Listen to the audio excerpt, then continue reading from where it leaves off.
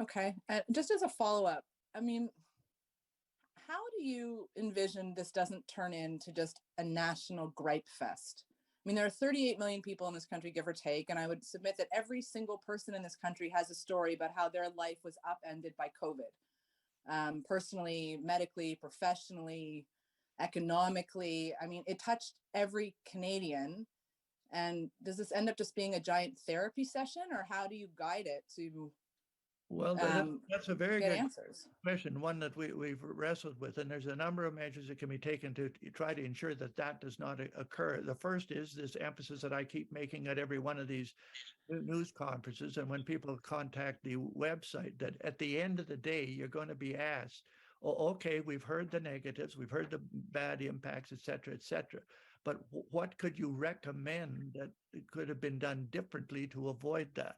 To try to end up with a package of positive recommendations, not just a recitation of gripes.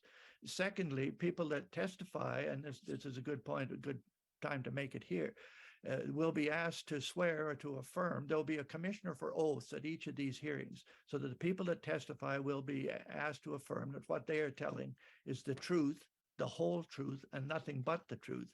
And secondly, they'll be advised that they will be subjected to cross-examination.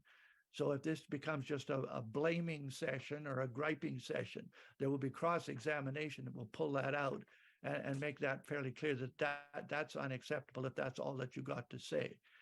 So there's a number of measures like that that can be taken. The other measure, and I've said this to people, is watch the first one or two of these hearings. And if you think it's getting slanted one way or the other, or there's certain testimony that's not being heard, then apply to testify and self-correct it. Don't just sit there and complain and say, well, this is skewed or it's going the wrong way.